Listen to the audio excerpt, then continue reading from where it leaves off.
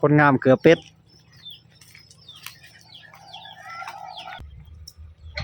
นี่จะความขนาดเลยเป็ดคนงามเนี่ย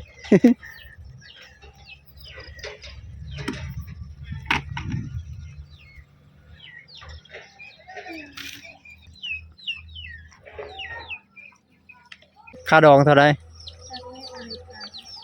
ไก่ประมาณจักโตมัน8 โตไก่น้องรุดได้บ่คำหน่อยรุดได้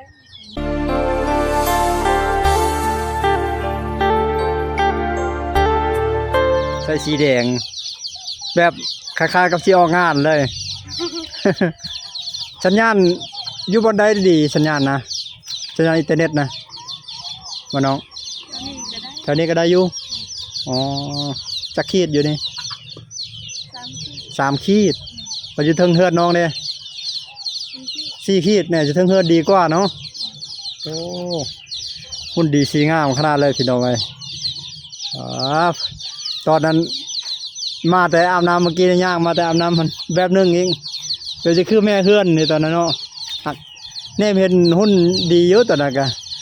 บัดนุ่งเครื่องนุ่งของแล้วสวยใช้ไล่ขนาดเลยน้องซื้อน้องอย่างซื้อแก้วน้องแก้วสาวสวยบัดป่าของเฮามีแผนไปทางใดสงกรานต์เนี่ยยังบ่มีแต่ว่ามีแผนไปกับแฟนกับอย่าง ก็สิสูงเติมได้ละแบน60เนาะน้องเนาะแม่นบ่ ได้แล้วประมาณแบน60ใกล้กระหลายเนาะไก่น้องเนาะเซลๆอยู่ไก่เอ้ยอ๋อหลังนี้ละเฮือนเอ้ยเนาะเราเข้าบ่นั่นนะตัวนี้โอ้เราเข้าใหญ่เนาะเป็ดใกล้เราเข้าอยู่บนกองตารางหั่นบ่กองใต้ถุนหั่นอ๋อใกล้ตีกันสิมีแขกมาบ่ยังหั่นใกล้ตีกันยามแรงยามเย็น ตามความเชื่อโบราณสิมีแขกมาโอ้มันห่วงลูกมันเบิดน่ะ2 4 6 8โตลูกเนาะตัวแม่มันบ่ไก่เบิ่งตัวมันตีกันตัวแม่มันเนาะตัวแม่อ๋อลูก8 โตแม่สีดำหั่นอ๋อมันห่วงลูกมันทางให้แล้วบ่ปีนี้เฮ็ดหน้านำบ่พวกน้องเฮ็ดนำไกลบ่นาบ่ได้ไกลอยู่ซึ่งใดไปทางใดนาโอ้ได้หลายบ่เข้าแต่ละปีกุ้มบ่แต่ละปีบ่กุ้มเนาะต้องได้ซื้อโอ้ปีนี้ซื้อแล้วป้าซื้อแต่หัวปีเนาะเอาว่าคนมาเฮ็ดให้เฮ็ดหน้าซอยเอา 5 คนเพื่อนจะเป็นโรคที่เท่าไรที่4อ๋อเป็นโรคคนที่4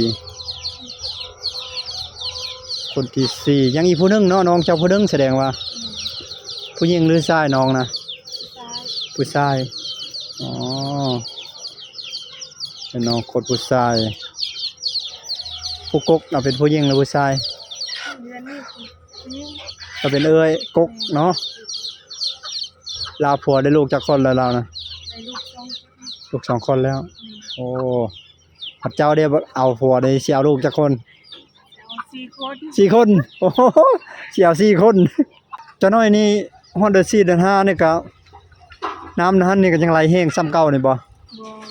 ค่อยๆลงไหลน้อยเดียวแต่ว่าไหลตลอดบ่แห้งเลยแม่นบ่แห้งเลยไหลตลอดเนาะ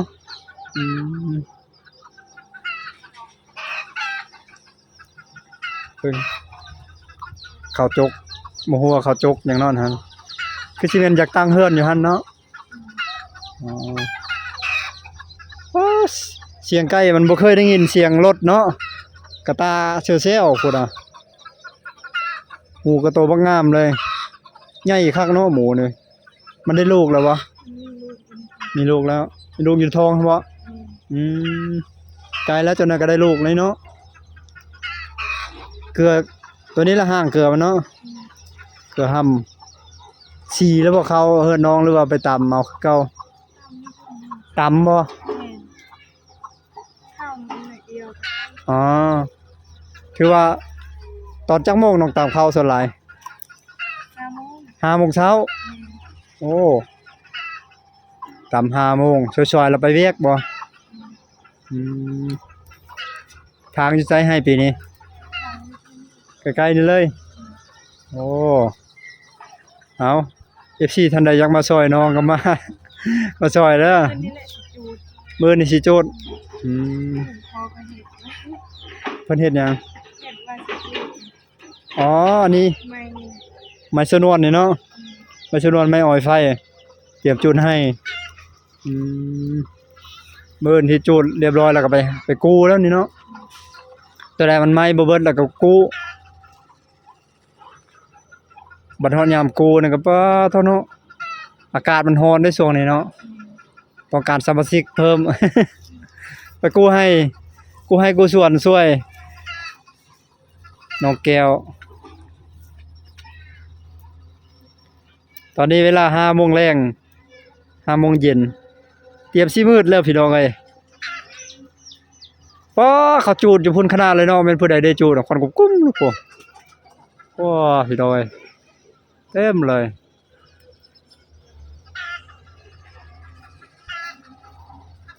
ให้จุดทันช่วงนี้ก็จุดแล้วจนได้ฝนตกหลายฮอดสงกรานต์เนาะมื้อนี้ก็วันที่เท่าใดมื้อนี้24แล้วเด้มื้อนี้24จนได้ฮอดสงกรานต์แล้วฝนตกหลายเด้ปีกายได้ไปเล่นสงกรานต์อยู่ไสปีกายนี่ไปปัวนี้ม่วนอยู่บ่บ่ม่วน เป็นหยังคือบ่ม่วน บ่มีเงิน บ่มีเงินโอ้ยก็เดี๋ยวบ่มีผู้บ่าว แม่นแล้วเนาะบ่มีเงินเป็นสิ่งสำคัญเนาะบ่มีผู้บ่าวแต่มีเงินนี่ม่วนเด้อเนาะบ่มีบ่าวแต่มีเงินก็ม่วนแล้วเนาะ บ่มีเงินมีผู้บ่าวก็บ่ม่วนปานใดแหล้วเงินเป็นปัจจัยสำคัญหลักๆก็บ่ได้ไกลปานใดจากนี้หาเมืองก็บ่เกิน10ประมาณ10 กิโลเมตรนี่แหละบางเทื่อก็พี่น้องเอ้ยแต่ก็คืนอินเทอร์เน็ตนี่ก็บ่จักดีปานใดไฟฟ้าก็เตรียมสิได้เลยดีใจอยู่ว่าได้ไฟฟ้าใหม่จักหน่อยนี่ ดีใจ ดีใจแต่ว่าเฮือนน้องบ่ทันได้เอาเข้าเนาะอืมนี่ได้เฮือนน้องบ่ทันได้ลงไฟจักหน่อยจะได้ขายงัวออกขายงัว2ตัวก็จุบแล้วบ่มีบ่ แม่กายแล้ว ขายมันแล้ว มันเป็นหยังมันเป็นภาคโอ้ภาคเข้า เลี้ยงเป็นงู เลี้ยงแต่ยังเลี้ยงแต่ยังเดี๋ยวนี้ เลี้ยงไก่เลี้ยงเป็ด เลี้ยงไก่เลี้ยงเป็ดเอาบัดนี้เนาะเป็ดไก่ใหญ่แล้วก็ขายอ๋อนี่แม่นว่าเป็ดน้องบ่นี่โอ้จักโตทั้งหมด 3 3โตเหลือนั้นของ ตายหมดเลย เรือมันตาย แม่น โอ้เนาะตะกี้จักโตตะกี้ ลาย หลายเนาะอืมมันตายหมด เหลือแต่ชิ้น พญาติเข้าเนาะปลูกหยังใส่อยู่หลังพักบ่ในสวนนะโอ้เบียงเพชรนำเนาะอืมน้ำสร้างอ๋อไปขุดอยู่ไสอยู่ป่าพุ่นโอ้ อันคนลายอยู่ปีละไปอ่าน อ๋อคนหลายอยู่บนน้ำออกบ่อแล้วไปอาบอยู่บนน้ำสร้างนี้ มันนอนกลางดึก มันเป็นอันมันเป็นห้องลงไปบ่อยู่รุมนะมันอยู่แบบรูปๆบนนี้บ่รูปแบบนี้บ่อ๋อมีตลอดน้ำอยู่หั่นใส่อยู่บ่ มอง บ่ใส่จะคุ้นโอ้อยู่แคมป์ป่าพุ่นแล้วเนาะไปอาบค่ำๆนี่บ่ย้านบ่ ยาน น้องก็ไปบ่ไปจุดให้มื้ออื่นไปซอยกันเด้อเนาะยันไฟลามป่าเนาะโอ้เขามาขอเมียเนาะอยู่บ้านนี่แม่นผู้ใดสิเอาผัวนะสาวยัง ส สาวเรียนค่ำ เวียงครับ สาวเวียงค่ำโอ้เฮือนเพิ่นทางใดหั่นอ๋อแล้วเราบ่ขอ ได้เท่าไหร่ ค่าดองเท่าใด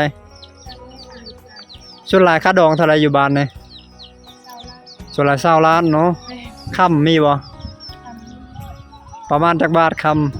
ำประมาณค่ำ2บาทโอ้โหเงินค่าสินสอด20ล้านกีบหรือว่า20ล้านกีบชเว้นที่บิลเลียน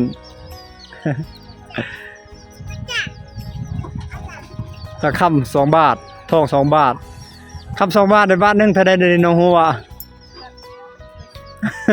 บาทหนึง60ล้านกีบได้เดี๋ยวนี้เกือบแสนบาทแล้วบาทหนึง2บาทก็100ไปล้านเงินสด20ล้านเป็น140 ซื้องัวอีกงัวตัวหนึงส่วนหลายงัวตัวหนึงบ่เขาแตกดองแถวนี้งัวตัวหนึงควายก็มีบ่มี มีแต่งัว มีแต่งัวส่วนหลายอืมแต่งน่ะแต่งมื้อบ่แต่งมื้อผัวอ๋อมื้อผัวเราจะแก้วเราเนี่ยส่วนหลายฮะ ซื้อแต่เบียร์ ซื้อแต่เบียร์โอ้เราป้าแล้วเราเดี๋ยวนี้เนาะมีแต่ซื้อเบียร์อย่างเดียวเบียร์จักเก็ตส่วนหลายเบียร์30แก๊สเบียร์30แก๊สนี่ซื้อนำกันบ่หรือว่าฝ่ายใดฝ่ายหนึ่งซื้อออกนำกันอ๋อบัดนี้งัวเด้งัวผู้ใดซื้องัวออกนำกันนี่บ่ ผู้ชาย ผู้ชายซื้องัวอ๋อผู้ชายซื้องัวเนาะเขาก็มีบ่เขา กาวกับผู้ชายมา เขาผู้ชายเอามาเขาในจักเป๋าเขาเนี่ยเขา2เป๋า2กระสอบผู้ชายเอามาเนาะแล้วก็มีหยังแน่ผู้ชายเอามาเนี่ยแต่ตู้มันยังตู้ในจุงกันอ๋อเครื่องเสียงจุงกันพี่น้องเอ้ยเครื่องเสียงเครื่องไฟหมูตัวหนึงจักกิโลประมาณหมูประมาณ6โลอ๋ออันผู้บ่าวเอามาแม่นบ่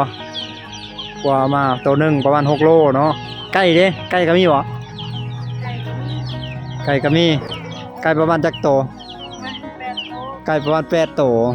อ๋ออ๋ออ๋อนี่คือสินสอดไก่นี่ก็จะบ่าวได้เอามาเนาะอืมเจ้าสาวเรามีแต่ได้กับได้เนาะส่วนหลายเนาะ ผู้สาวเรามีแต่ได้กับได้ บัดน้องเอาผัวเด้น้องนี่สิเอาค่าดองเท่าไรกาเบิ่ง20คือเก่าหัน20คือเขาเอาบ่ เงิน20ล้านกีบนี่บ่น้องชายแล้วน้องจะบ่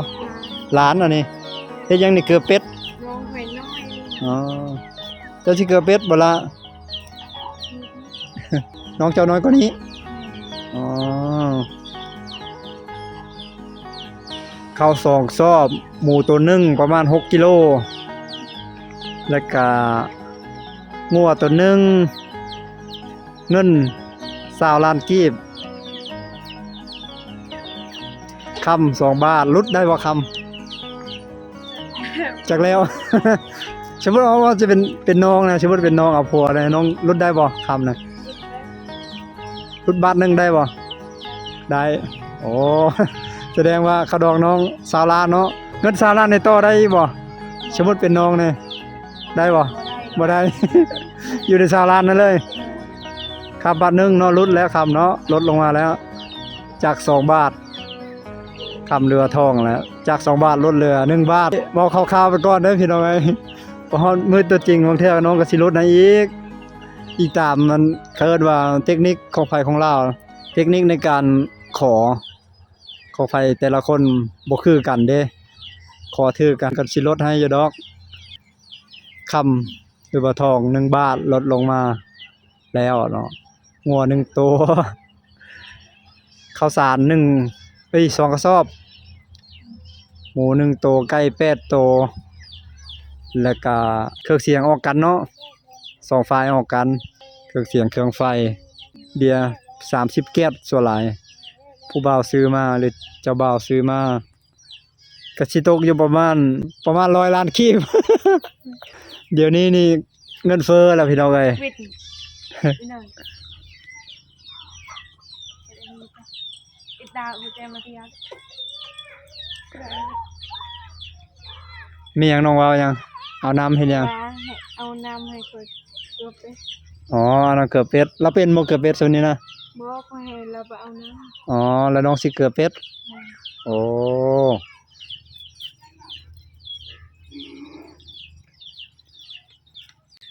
น้องเพิ่นกำลังสิไปเอาน้ำมาเกือบเป็ด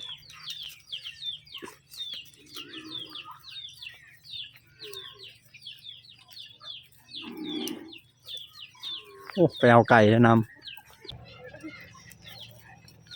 คนงามเกือบเป็ด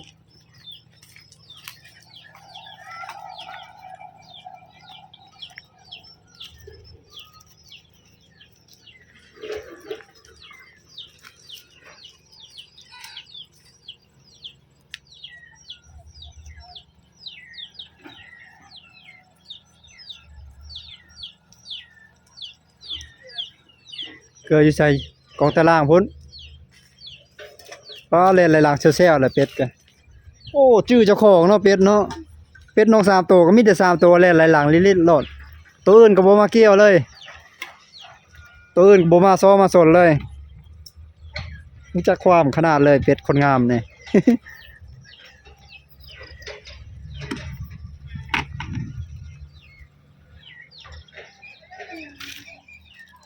ลวกไม่ได้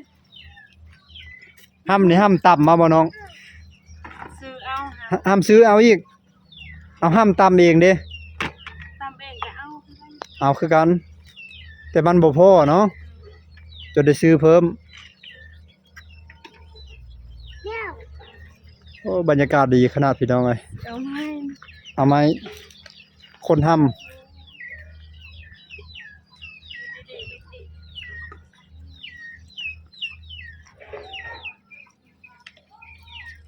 เป็ดกับหูความขนาด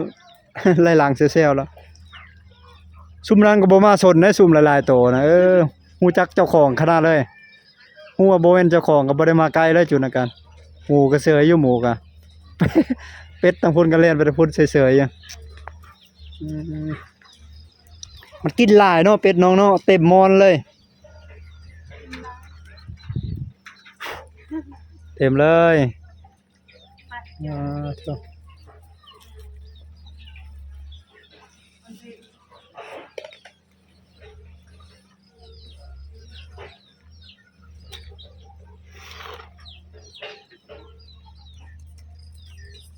มดบ่กินนี่เป็ดกินนี่มดเนาะโอ้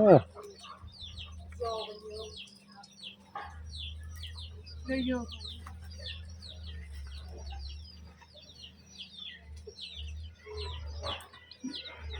มื้อหนึงจักเทื่อเกลือน้อง เยอะแต่ตอนแรก เกลือตอนแรงตอนเช้าบ่ได้เกลือ มันมีแฮมเกลือ อ๋อ หมด คันไปเกลือทั้งเช้าทั้งแรงแห้งสิเปลืองกว่านี้เนาะเกลือตอนแรกนี่ก็ยังโอเคแล้วพอเป็ดอีปล่อยตามธรรมชาติฮะ คอย น้องมาฮะพุ่นนะฮะ แม่ ผู้อยู่เทิงนะ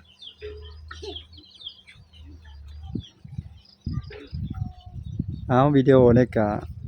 ยาวสมควรเลยพี่น้องเอ้ยเกือบ20นาที21นาทีแล้วบัดลักก็สิได้กลับแล้วบัดใดๆพอดีไกลค่ำเดี๋ยวมื้อหน้าจะแวะมาเยี่ยมมายามน้องแก้วอีกครั้งหนึงเดี๋ยวเอาเงินให้น้องแก้วเติมบัตรหลังใหม่